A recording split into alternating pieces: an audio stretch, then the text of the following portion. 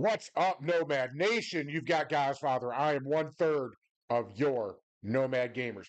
Hey, it's Talking Tuesday. We're into another work week.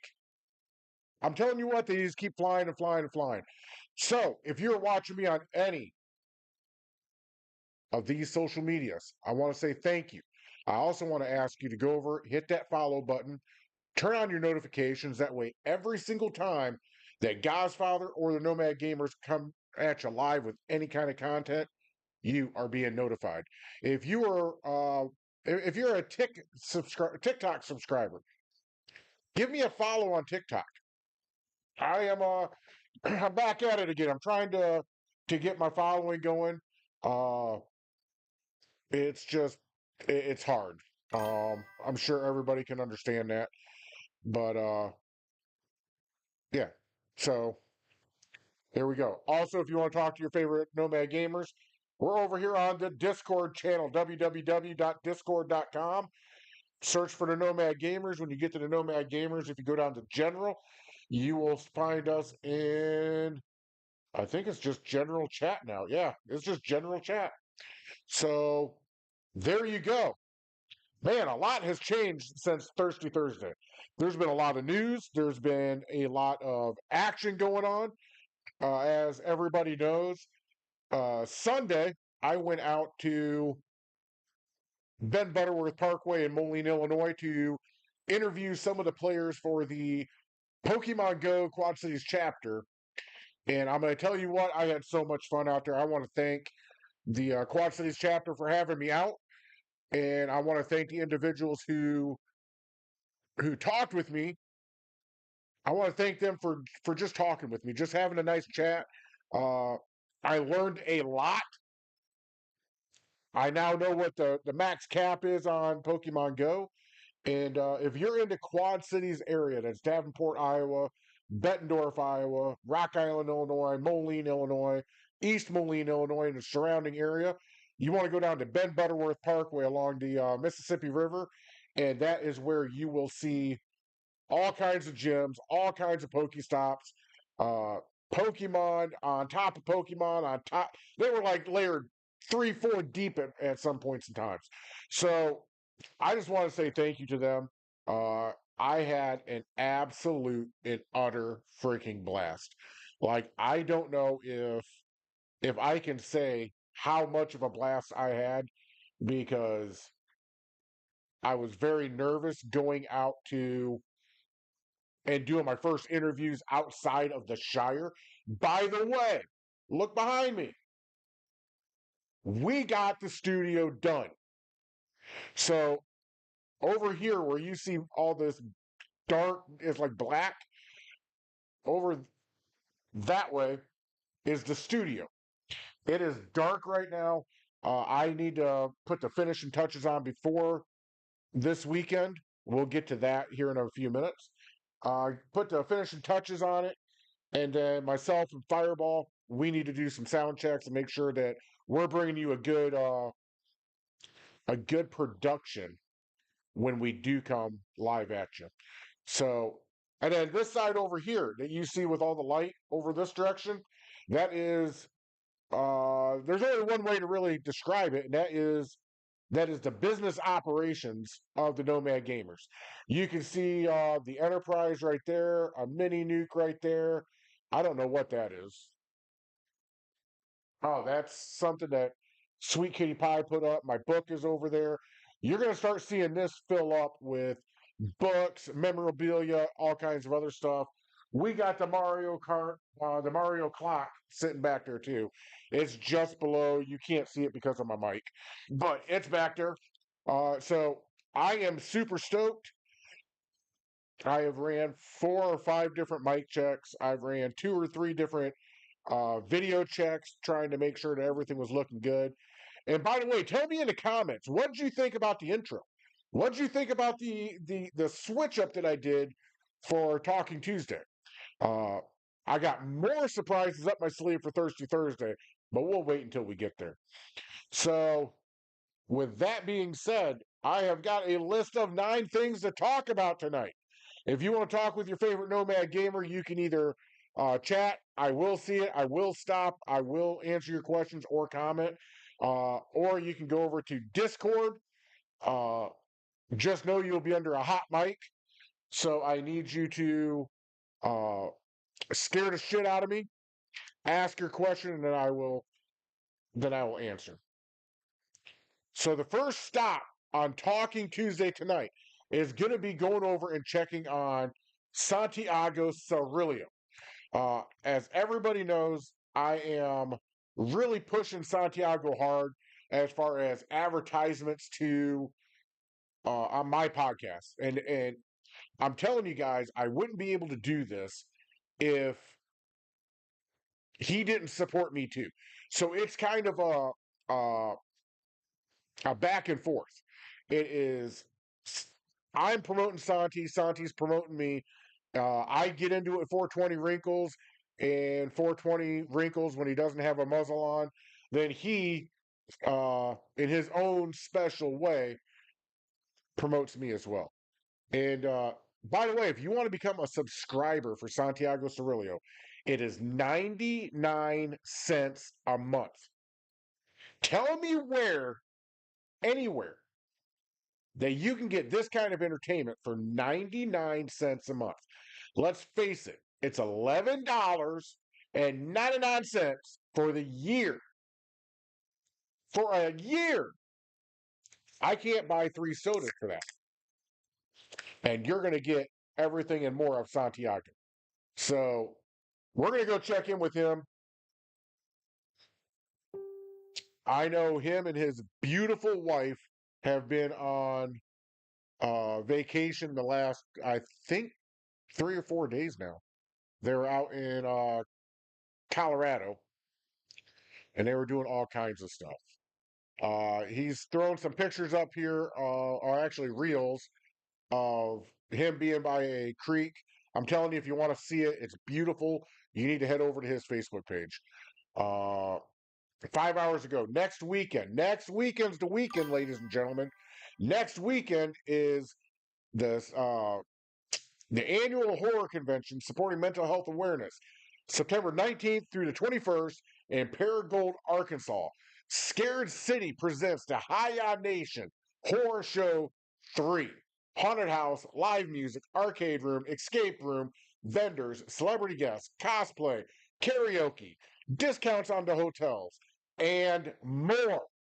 You're also going to be able to see Hiya Mania 2 or 3, one of the two. You might see Santiago get his ass whooped by the trash can. Just maybe. I gotta turn this on because it is driving me nuts. There it is. Uh yeah, that's all goofy. I did something. I haven't figured it out yet. But it is goofy and it's irritating the hell out of me. So let's get back to what we were doing. Uh like I said, Santiago is gonna be wrestling the trash can. The trash can might whoop Santi's ass.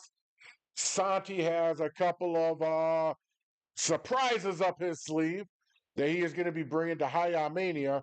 So you can subscribe to that on Roku and hell, just go over to Santi's page. It's all there. I do know Roku was one of them. 7 hours ago, he just had his live presentation from Colorado. He looks very relaxed. He looks like he's ready to go for uh, his horror convention down there in Paragould. So Santi's doing a good job. I'm telling you guys need to go over there. You will hear him and I banter back and forth. Uh, but he's a good dude and somebody who uh, I can honestly say get behind because he's a good dude. Now, let's get into the very good news that I found yesterday. This news was some news that made me chuckle, made me shake my head, and just go, wow. So, coming out very soon, you're going to have Sonic Racing Crossworlds. During their ad, they were dissing on Mario Kart World. If you go to my Facebook page, I put the ad up and asked you what you thought about it. As of, well, as of right now, let's see. Yep, nobody said anything about it. So therefore, uh, I'll give you guys my take on this. So here's the one thing about Sega coming back and restarting their beef with Mario. Sonic versus Mario. For an old school gamer, this is amazing. This is huge. Sega's doing something that the community said for Mario Kart that we wanted in the Switch too. Nintendo failed to give it to us. Sonic Racing is going to be cross platform. You're going to be able to play this game on the PC. You're also going to be able to play it on, I believe it's the PS5 and the Xbox. Uh, they pretty much took all the controversy that Nintendo was taking because of the Switch 2 and Mario Kart costing $80 on its own, except for when it was anchoring the Switch 2 when it came out. So they're taking all the faults that Nintendo did and they didn't correct for the players. Sega is now taking that to the PC, to the Xbox, and to the PS5. Uh, I have not seen a release date for it yet. I read it yesterday and I couldn't find it. However, the trailer looks amazing. The trailer looks good. If I was you guys, I would go watch it on my Facebook page. Let me know what you think. God's father is more than likely going to buy this game. I'm a huge kart racer. They're also going to be bringing some pretty big names to this game. One of the names here, let's see.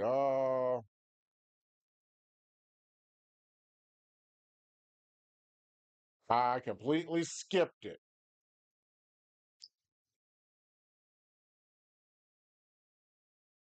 Part of this is shared as part of the tweet. Starts with leave the open road behind and come race on our level. The 30-second ad shows what's believed to be Mario Kart World being played on a blurred monitor. I do believe that's what it was. With a narrator snarkily belittling Nintendo's new kart racer. After the narrator goes on to gas up all across world's bells and whistles, showing the game on a monitor strapped to the back of a drag racing car. The ad ends with a blurred Mario Kart monitor strapped to a broken down RV. That was kind of cool. I kind of like to see the tit for tat. I like to see that Sega is now fighting back. Uh, that's great because Sonic fell off the face of the planet. It was around the early 2000s where Mario kept going. Some of the names that are going to be coming to this racing game, they have confirmed that it's going to be Joker, Ichiban, uh, Kasuga from Persona 5, and Like a Dragon, respectfully, but is also bringing in legendary characters from massive franchises like Minecraft, Pac Man, and even SpongeBob. I saw a screen grab from this game from Sega that had SpongeBob on it. And one of his jumps, he's spreading a rainbow. Classic SpongeBob. Like, I have not seen the classic SpongeBob quite like that before, but it was kind of amazing. So, could this be the start of the 90s rivalry that we grew up? If you're in your 40s, you grew up with this rivalry. If you're in your 30s, you caught the tail end. If you're in your 50s, you saw it start, you lived it, and you seen Mario trample on Sonic and keep going. Now, a new generation is going to get to be able to see Sonic the Hedgehog versus Mario in a straight up one-on-one match. And not a Sonic the Hedgehog game, as in that blue little furball goes running all over the goddamn place collecting coins. Obviously, that didn't work.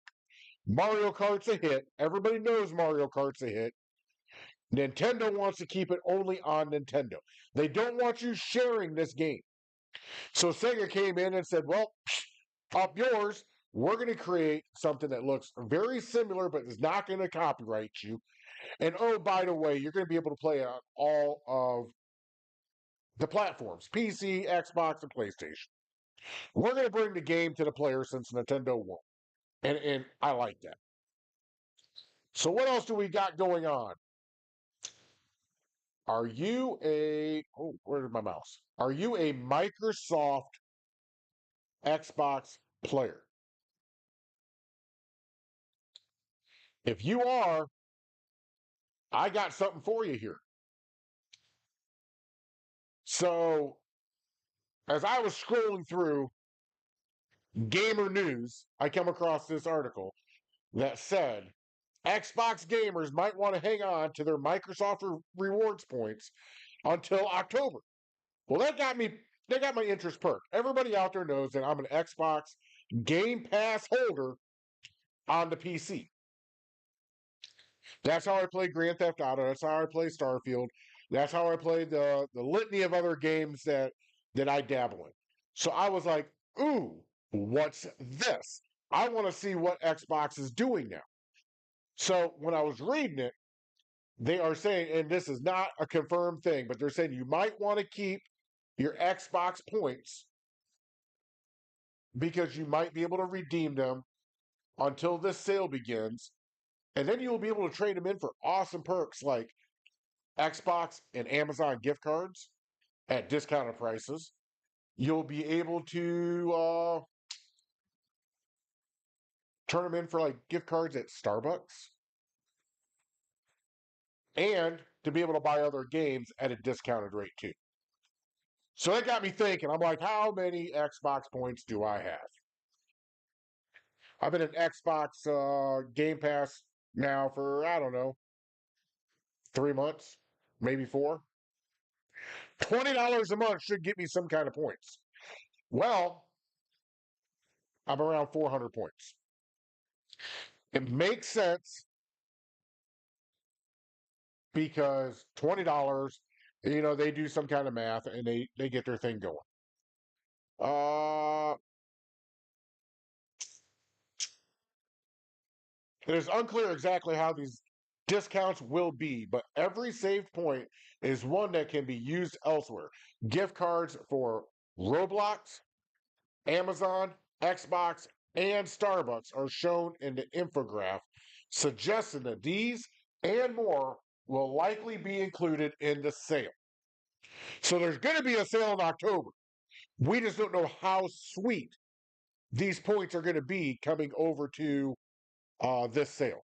So if you have Xbox points, save them. Look at this massive sale that's coming out in October.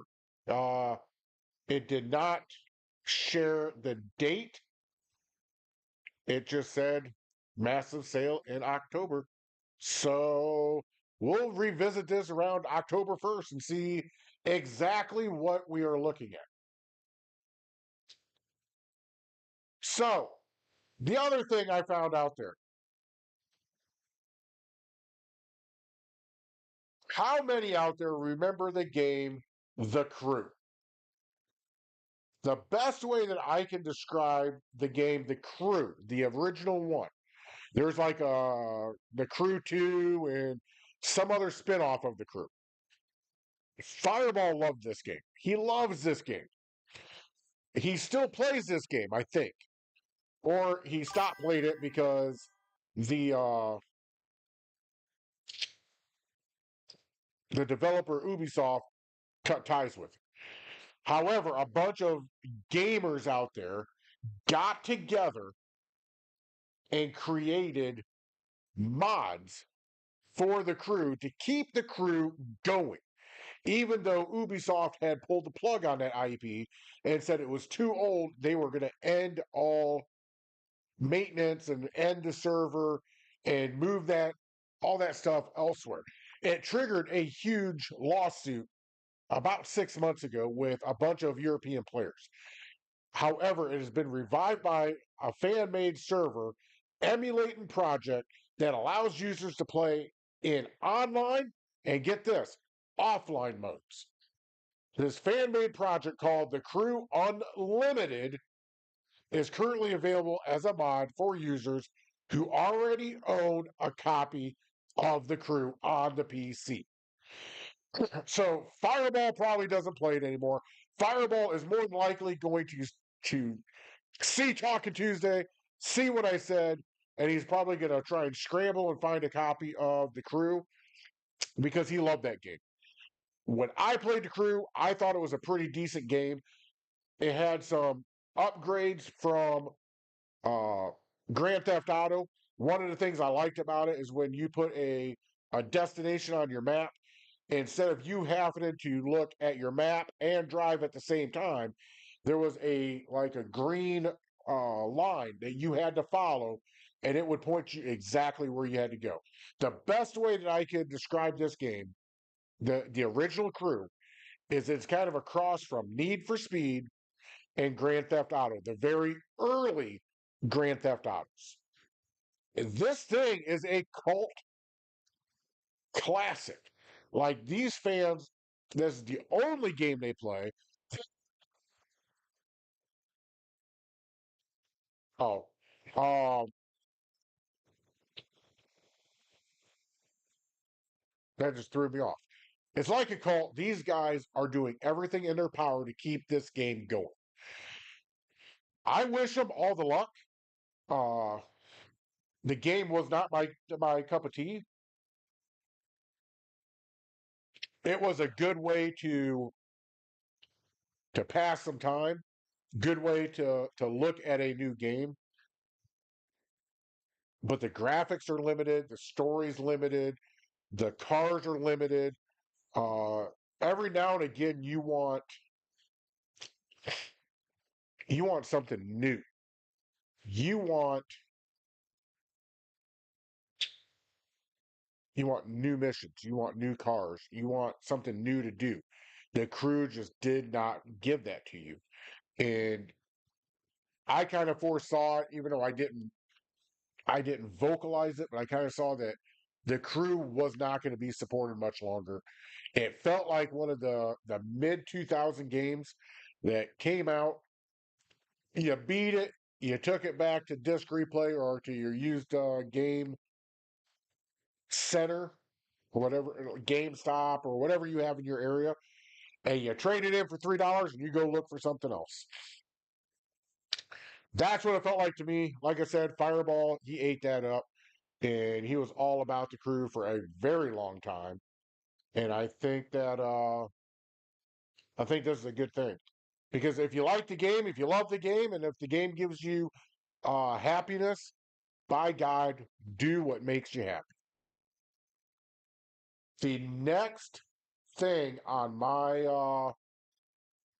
list is near and dear to my heart. So back in, I'm gonna say 98 and the 99, the game out there that stole everybody's hearts, everybody's time, had people saying Chocobo. I'm gonna go race my Chocobos. It had grown men crying because they accidentally deleted their game from the memory. Guys, what game are you talking about? Talking about Final Fantasy VII. So here recently, all of the big consoles have brought out Final Fantasy Remastered. Now, I'm not going to lie to anybody out there. I was one of the ones who was very, very happy to hear that they were going to bring Final Fantasy back. It was going to be with the new graphics on the new system. Damn it. I had a week carved out. I was ready to play. Came out to PlayStation 5. I downloaded it. I was so excited, I was shaking. It did not take long before I was shaking because I was so mad. And I'll tell you why. Square Enix, I think, screwed us. In fact, I don't think, I know. By the way, if you have something else, if you have another opinion about this, I want to hear it. I definitely want to hear it. If you're an older player, I want to hear this. But for them to take Final Fantasy and to remake it and only give us a third of it is crap. For them to only give us half of it is crap. Absolutely crap. For them to change the quests was crap. For them to change the damn story was crap. Now you can say, Godfather, Square Enix owns this. You're right, they do. However, they already published this game. People already know what the story is. People already know what the missions are. People already fell in love with bits and pieces of this game. Was there some boring times in this game? Absolutely. Was there some mundane parts? Absolutely. Was there some parts that you thought you would never get by because they were so goddamn hard? Again, absolutely. But with a new console, a new generation of consoles with new graphics, I was ready for that fight. And being a little bit older than what I was when I played it through the first time, I was more than ready for that fight. They robbed me of it. But here's what they said. Oh, I'm all worked up now. Final Fantasy VII Remake will be released for the Nintendo Switch 2 in early 2026. And while this exciting news for many fans, the title will reportedly be on the game key card that will take up a hefty chunk of the console's storage capacity. Initially released in 2020, Final Fantasy Remake is making its way to more and more platforms. That's a great thing. Giving even more players a chance to experience the recent re-imaging of the 1997 RPG classic. More like the re-imaging of a letdown. And by the way, when they say a hefty chunk of the memory, I want you to think back to the Nomad when the Nomad Gamers had their discussion about this, and I believe it was 2 weeks ago now. Go back because Zanar Crush Rider said it. Fireball agreed, and so did I. But we will get to that in just a second. Wowing audiences on the PlayStation 4 upon release with its stunning graphics, orchestral soundtrack, and faithful interpretation of the original title. That last part is garbage.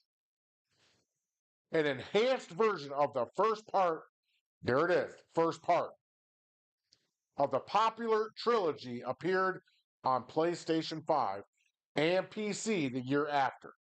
This month, series director, I'm going to murder his name and I want to say I'm sorry in public first. Nakogi, I'm not going to say the last name. You can look it up. Confirmed that the entire Final Fantasy VII Remake trilogy is coming to the Switch 2 and Xbox Series XS. Here we go again. Here is another game that was exclusively on the PC and the PlayStation, now coming to the Xbox. Again, we said maybe this console war was thawing. Maybe things were going to start to regulate out. We're seeing more of that now. Following countless rumors about the potential ports being in development, while the Switch 2 players are eager to get their hands on the first part of Cloud Strife's adventure, some details have come to light that have many users frustrated. I'm going to tell you right now, when I read this next part, I can say it on air. I was leaned back in this chair like this, reading it. And as soon as I read that this motherfucker is going to take 90 gigs, you heard me correctly, 90 gigabytes. I went, God damn, that thing is huge. Final Fantasy VII's or Final Fantasy VII Remake's Switch 2 port will be on a 90 gigabyte game key card. That mother effer is massive. It's huge. For a Nintendo game, for an itty bitty Switch, that thing's huge. You're not going to be able to play anything else. You're going to have to uninstall all the other games that you have installed. So if you're playing Animal Crossing, can't play that. If you're playing Mario Kart World, can't play that. If you're playing Donkey Kong, can't play that. At least until you are done with the Final Fantasy VII. I'm going to tell you guys right now, I wish I was joking when I said 90 gigabytes. Because Zanar Crush Rider brought it up that, and I'm believing him more and more every day. These game developers are making them so big that when you download it, you have to play only their game because you don't have room for anything else. And let's face it, when was the last time that you uninstalled a game and you reinstalled a game? It takes fucking forever.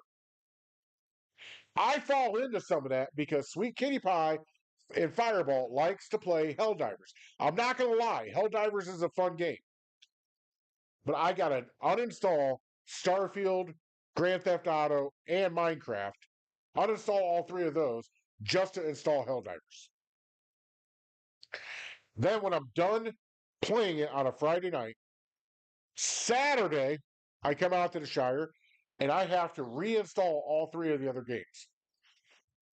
I think one way that I'm going to get around this is I've got a portable hard drive. It's around here somewhere. My area is still way underwater as far as I don't know where anything is right now. I don't remember if it's a 1 or 2 terabyte hard drive, but I'm going to hook that up to my computer and figure out a way to store these games on that hard drive to where I don't have to uh, uninstall and reinstall. It's annoying, and I'm sure it is for you too. I don't have enough things to say about Final Fantasy VII, the original. The original for its time was amazing. Like, if it did not win Game of the Year in 1997, those guys are on crack.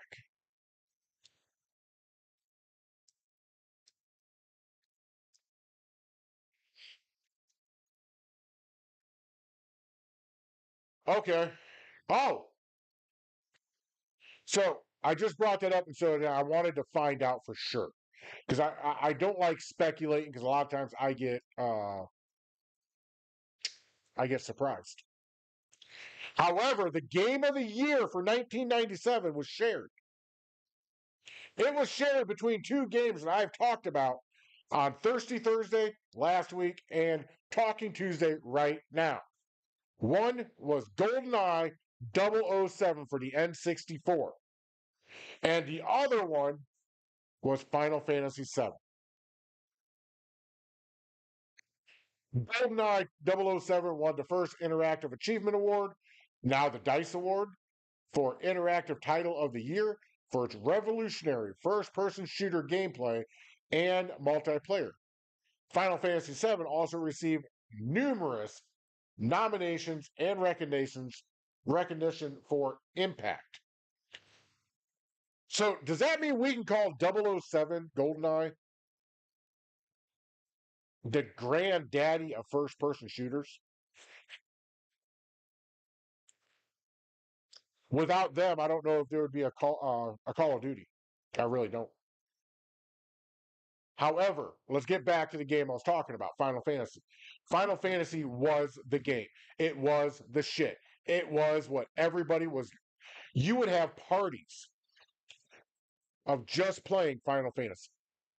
You get pizza, you get Mountain Dew, you get all your homies, you be sitting in the basement of wherever the hell you were at. At that time, everyone I hung out with, we were just out of high school, so we were still at home. We would stay up all night on a playthrough, helping the other person. When the other person got tired, somebody else would take their spot. I swear to God, I don't know how that PlayStation did not burn down from all of the continuous hours that we played it. I don't. This game was amazing, front to back. There were some boring times, there were some mundane times, but there were some absolutely epic times in there. Going chocobo racing. That was amazing. The only reason why Final Fantasy Tactics, which came out, I believe, in 99 or 2000, it was a turn based game, kind of like chess. The only reason that game sold so many copies, it being looking back at it now, a subpar game, was because of Final Fantasy VII. It was. I hate to tell everybody that, but that's what it was. So, this is why I get so upset when they remastered it and they chopped it up. I was prepared to sit down, I was prepared to go on and go on that adventure, do what I had to do, go relive my youth, and I could only get up to a certain point. I think the first one was just before the Chocobo races. Absolutely pissed me off. Tell me in the comments if you've played Final Fantasy VII. Bonus points if you played the original Final Fantasy VII on the PlayStation. Let me know your experience both ways. If you only played the remake, let me know that. Or the remaster. Remake, remaster. But let me know which one you did. I'm very curious to know. So, Borderlands 4. We have talked about Borderlands 4 off and on. I'm not a big Borderlands 4 player, but I was very uh, pleased to see that Borderlands 4 was out advertising on normal TV, on cable TV. And then I go to Game Rant as I am doing research for tonight, and I see all of these articles stating all the issues that are going on. Here's one right here. Borderlands, oh, that's an interactive map.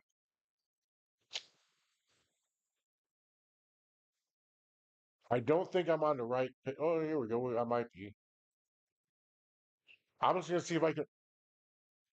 Uh, oh, 1 hour ago. You remember I talked about Xbox?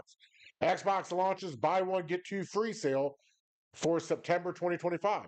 I'm gonna have to go see because if Red Dead Redemption's on there, I'm buying it. Borderland 4 players have until September 18th to claim two shift codes.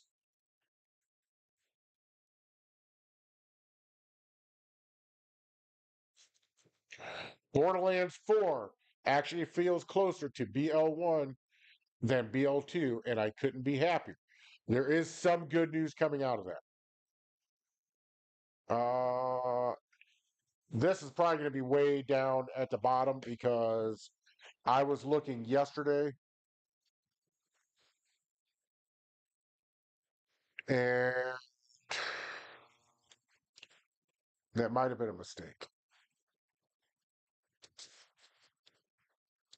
Let's see if I can't find it. Madden 26 is getting a big new update on September 17th. I went through a playthrough of Madden and uh, Madden's Madden. There's nothing you can do about it. Borderland 4 players want one major change to world bosses. Where in the where in the hell is all right, well,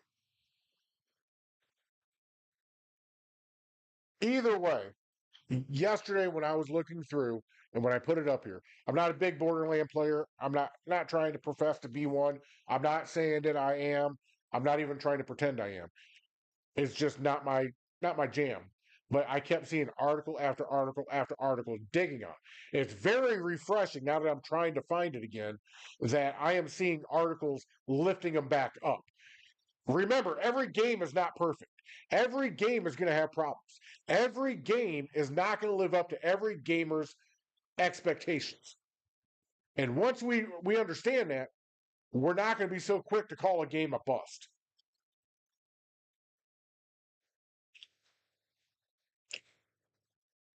PlayStation gamers going digital.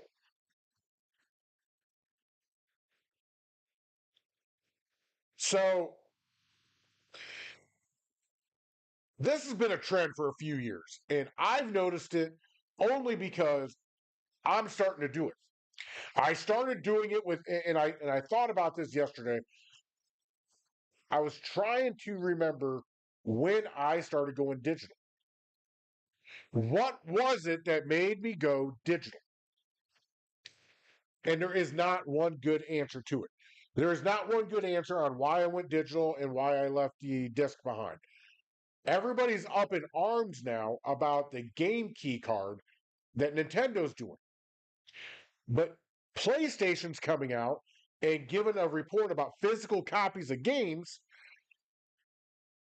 about the decline of them, and the uptick in digital, which got me thinking, why do I do it?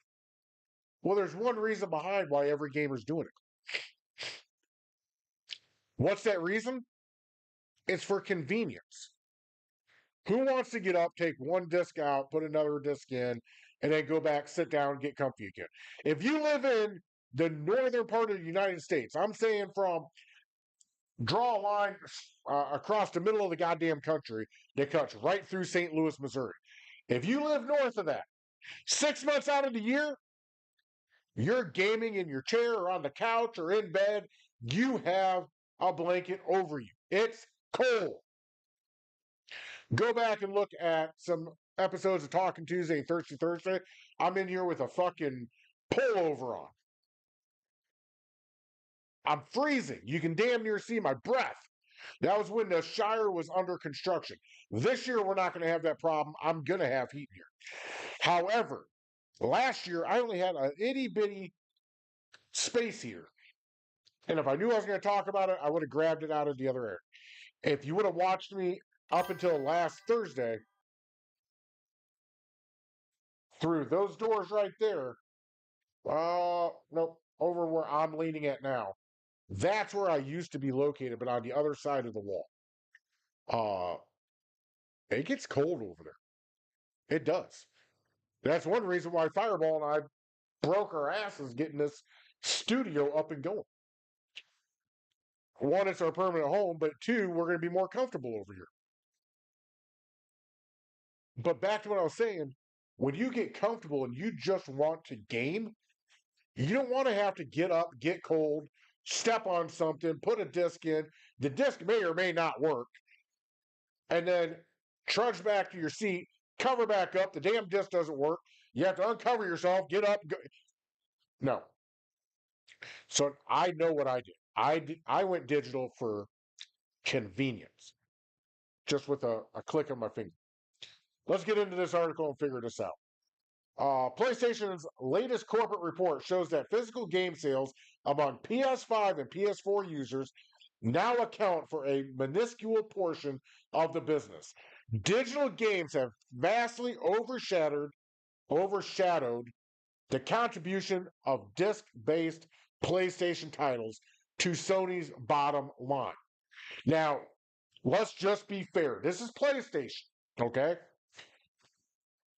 We can honestly, and I haven't looked much into it, but You could probably take PlayStation's name out and put Xbox in.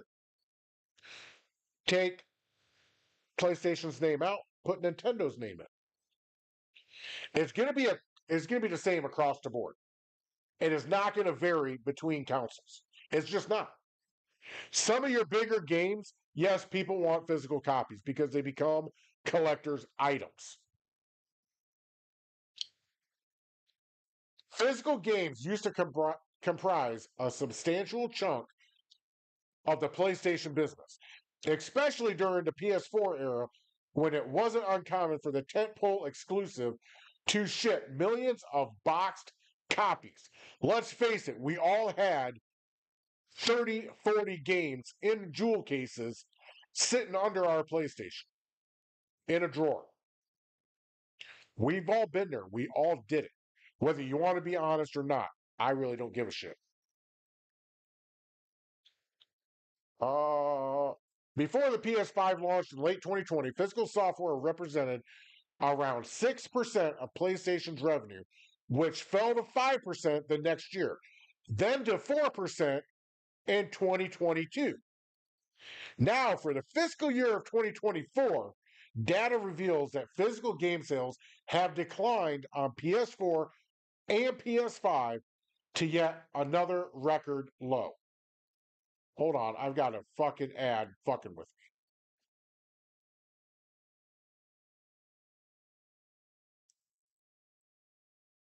me. God damn it. Oh, this fucking ad.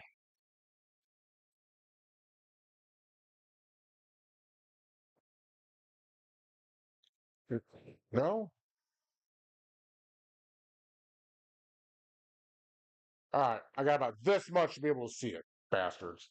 According to Sony's newly published FY24 corporate report, physical games accounted for just 3%, 945 million of PlayStation's revenue in the prior fiscal year.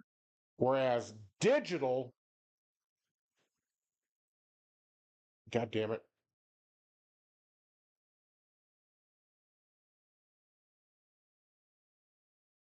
uh, whereas digital software made up 20%.